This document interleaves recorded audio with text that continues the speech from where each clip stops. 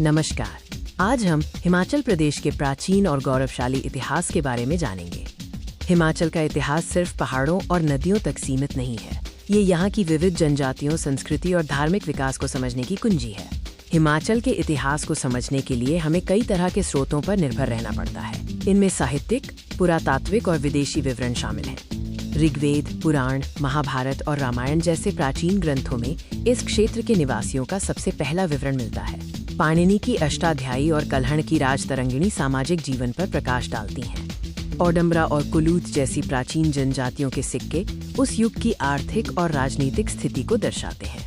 इसके अलावा पथियार और कान्हारा के प्राचीन शिलालेख महत्वपूर्ण ऐतिहासिक कड़ियां हैं। टॉलेमी 2वीं शताब्दी ईस्वी ने इस क्षेत्र का सबसे पहला विदेशी विवरण दिया। चीनी यात्री हुएन सांग 630-644 ईस्वी ने जालंधर और कुल्लू के राज्यों के बारे में विस्तृत जानकारी दर्ज की।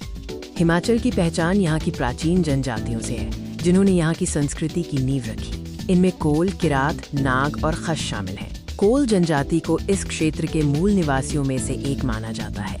माना जाता है कि उन्होंने ही पहाड़ियों में नवपाषाण संस्कृति की नींव रखी थी। किरात मंगोलॉइड एक चरवाहा जनजाति थी, जो नेपाल से कश्मीर तक बसी। नाग जनजाति सर्पों को अपना कुल प्रतीक मानकर उनकी पूजा करती थी, जिसके प्रमाण प्राचीन मुहरों में मिलते हैं।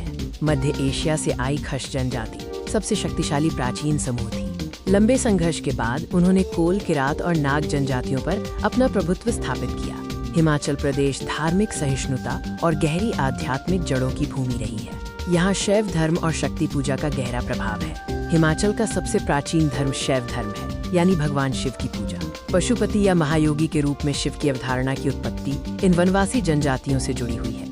भूंडा उत्सव खशों की नाग जनजाति पर जीत का प्रतीक है। इसमें बेड़ा समुदाय का एक व्यक्ति चट्टान से रस्सी के सहारे नीचे सरकता है, जो एक उच्च जोखिम वाला अनुष्ठान है। शिव के साथ साथ मातृदेवी यानी शक्ति की पूजा यहाँ गहराई से निहित है। भरमौर में लक्षणा देवी और हाटकोटी में हाटकेश्वरी जैसे प्राचीन मंदिर इसके प्रमुख केंद्र हैं। आइए अब हिमाचल की प्राचीन जीवन शैली और उनके शासन की प्रारंभिक प्रणालियों पर एक नजर डालते हैं। प्रागैतिहासिक हिमाचल हड़प्पा और मोहनजोदारो जैसे सिंधु घाटी के शहरों के साथ व्यापार करता था, जिसमें देवदार की लकड़ी और शिलाजीत का विशेष महत्व था।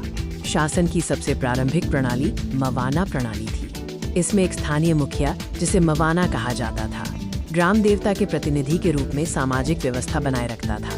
प्रारंभिक निवासियों का जीवन खाद्य संग्रहण और शिकार से शुरू हुआ, फिर वे पशुपालन की ओर बढ़े और अंततः गेहूं और जौ जैसी फसलों के साथ व्यवस्थित कृषि शुरू की। हिमाचल प्रदेश का प्राचीन इतिहास इसकी जनजातियों, अद्वितीय धार्मिक परंपराओं और शासन प्रणालियों के कारण एक समृद्ध और प्रेरणादायक विरासत प्रस्तुत करता है। धन्यवाद।